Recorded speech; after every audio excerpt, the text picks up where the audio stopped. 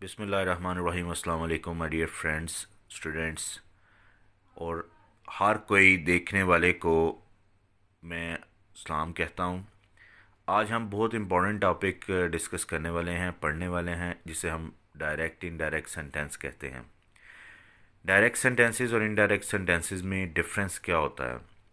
Direct sentence आप इस तरह से समझ लें, if someone is coming at your door and he knocks at and you rush to open it. You open the door and someone is having an invitation card in his hand, and he said, this is an invitation card of my elder brother's marriage. You or all the family members are invited to come. So when he goes back to his house, his father asks him who was at the door, and he says that the person came with this invitation card, and he said his elder brother's marriage is going to hold on date and we all are invited. इसका क्या मतलब है कि एक बंदा आपके दरवाजे पर आया है और उसने इनविटेशन कार्ड हाथ में पकड़ा है और वो आपसे कहता है कि मेरे बड़े भाई की शादी है, आप सब ने आना है। जब मैं अंदर जाता हूँ, अंदर जाकर पूछता बताता हूँ तो कहता हूँ कि एक बंदा आया था, उसके बड़े भाई की शादी है, उसने इनविटेशन कार्ड दिया है। वो क्या कहता है जी? वो कहता है उसके बड़े भाई की शादी है और हम सब ने जाना है। तो ये डायरेक्ट बात थी वो, और ये इनडायरेक्ट बात है। Direct sentence, direct speech describes when something is being repeated exactly as it was, usually in between a pair of inverted commas. तो डायरेक्ट स्पीच उसको कहते हैं जैसे कही गई है वैसे ही बयान कर दी गई है। He said he is ill. She said I'm your friend. तो ये इन्वर्टेड कॉमास में जो सेंटेंस लिखा गया होता है उसको हम डायरेक्ट स्पीच कह सकते हैं अगर said लिखा हो तो। ठीक है, he said he is ill. She said I'm your friend. ये डायरेक्ट स्पीच है, जैसे बयान की गई है वैसे बात, जैसे उसने आके बयान की थी कि मेरे बड़े भाई की शादी है, आपने आना है। ये डायरेक्ट स्पीच थी। इनडायरेक्ट स्पीच कहते हैं will still share the same information instead of expressing someone's comments और speech by directly repeating them. It involves reporting और describing what was said. Direct speech उसको कहते हैं जिसमें आप किसी की भी बताई गए तबसरे, इंफॉर्मेशन या बात को वैसे ही बयान करते हो बगैर मफहूम में तब्दीली किए, लेकिन उसके प्रोनाउंस बदल जाएं, ज़माना बदल जाए, तो उसको हम इनडायरेक्ट स्पीच कहते हैं। जैसे उसने कहा कि अंदर जाकर उसने जब ये कहा कि एक बंदे ने कार्ड दिया और उसने कहा है कि उसके बड़े भाई की शादी हम सब ने जाना। डायरेक्ट इनडायरेक्ट सेंटेंसेस के अंदर सबसे इंपॉर्टेंट चीज़ आपने जो लर्न करनी है, आपको ये पता होना चाहिए कि स्पीचेस कौन सी होती हैं, बात के हिस्से कौन से। इसमें दो बात के हिस्से हैं, एक कॉमे से पहले वाला, एक इन्वर्टेड कामा वाला। जो कामा से पहले वाला हिस्सा उसको रिपोर्टिंग स्पीच कहते हैं, जो इन्वर्टेड कामा या कामा के बाद वाला हिस्सा है उसको रिपोर्टेड स्पीच कहते हैं।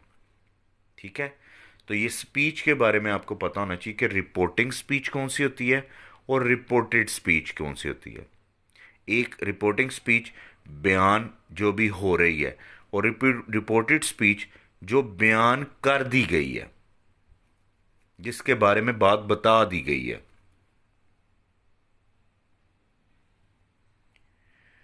He said I will help you, इसमें ही सेड एक रिपोर्टिंग स्पीच है जो अभी बयान की जा रही है, और इसके बाद एक कामा लगा है, और इन्वर्टेड कामा में जो स्पीच लिखी गई है आई विल हेल्प यू, ये रिपोर्टेड स्पीच है, इसके बारे में बात बताई गई है। ही सेड, उसने कहा, ये रिपोर्टिंग स्पीच है, बताई जा बताने वाला, ये बताने वाला है, और वो जो बात बता रहा है वो बयान की गई है। Sentences, second important thing is sentences. सबसे पहले इसके अंदर एग्जेक्टिव सेंटेंसेस आते हैं, इसको हम बयानिया जुमले कहते हैं। पॉजिटिव सेंटेंस, मस्बत जुमला, नेगेटिव सेंटेंस, मनफी जुमला। इसमें देखें दो टाइप के सेंटेंस होते हैं, एक वो जुमला जो पॉजिटिव होता है, एक वो जुमला जो मनफी होता है यानी नेगेटिव होता है।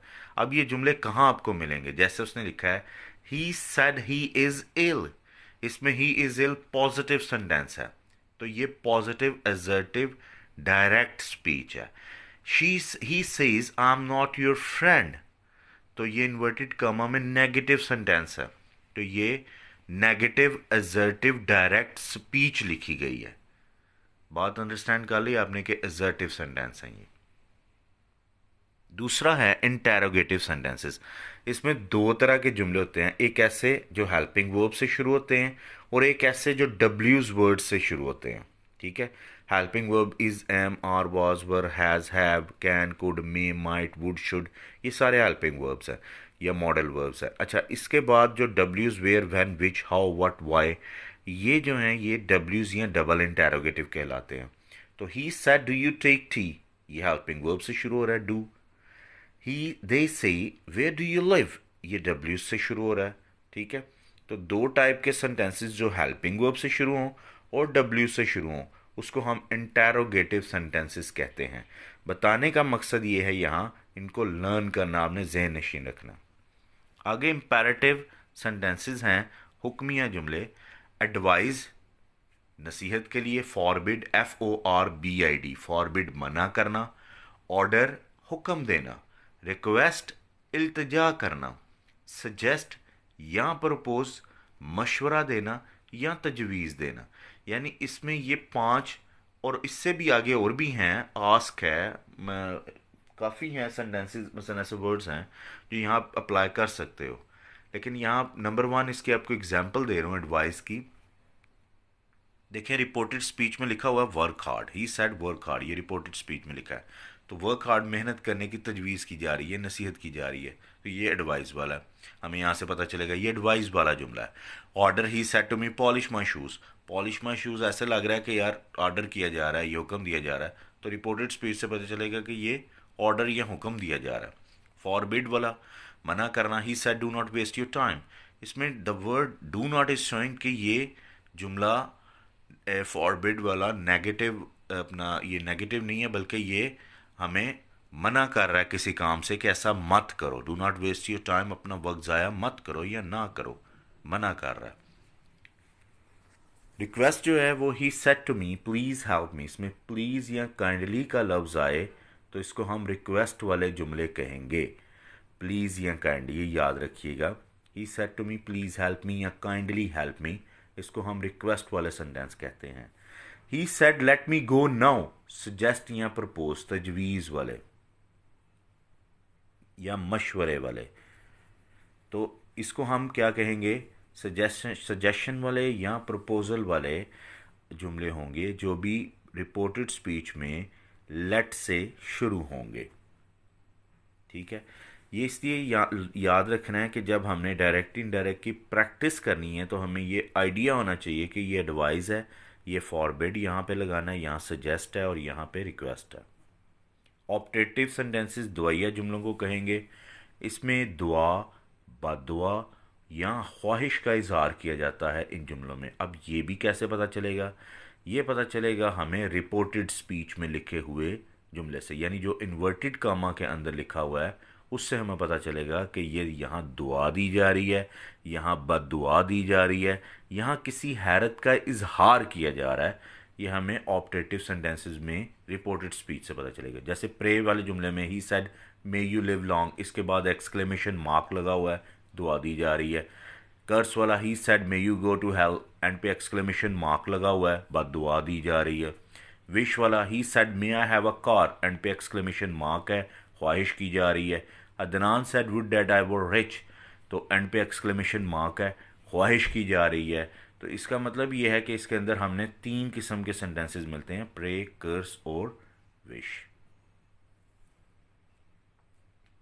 इनको भी आपने इस तरह से जहन नशीन रखना है कि मेमोराइज हो जाए। एक्सक्लेमेटरी सेंटेंसेस देखें, अगर किसी जुमले में खुर्रा, आहा, ब्रावो का इस्तेमाल किया जाए रिपोर्टेड स्पीच के अंदर यानी इन्वर्टेड कामा वाली स्पीच के अंदर, तो वो खुशी के लम्हात का इजहार होता है। He said hurrah, I have von. Hurrah के बाद एक्सक्लेमेशन मार्क आएगा, रिमेंबर दिस। एलास अफसोस के लिए इजहार होता है, गम के लिए उफ। ठीक है। The boy said alas, you have lost. इसमें इसका एलास का लफ्ज़ जो लिखा है ये अफसोस या गम के लिए लगाया जाएगा, इसको हम एक्सक्लेमेटरी सेंटेंस कहेंगे और ये रिपोर्टेड स्पीच में आएगा। वंडर जिस पे हैरत का इजहार किया जाता है, he said what a lovely scene, end पे एक्सक्लेमेशन मार्क आएगा। How lucky you are, end पे एक्सक्लेमेशन मार्क आएगा। What a fool you are. तो ये इन्वर्टेड कामा के अंदर जब एक्सक्लेमेशन मार्क एंड पर आए और व्हाट या हाउ से शुरू हों तो उन्हें हम वंडर वाले सेंटेंस कहेंगे। ठीक है। और हुर्रा के बाद या एलास के बाद एक्सक्लेमेशन मार्क आए तो वो भी जॉय और सारो वाले एक्सक्लेमेटरी जुमले कहलाते हैं। Thank you for watching my channel. Keep watching, keep sharing and keep commenting please. Thanks a lot.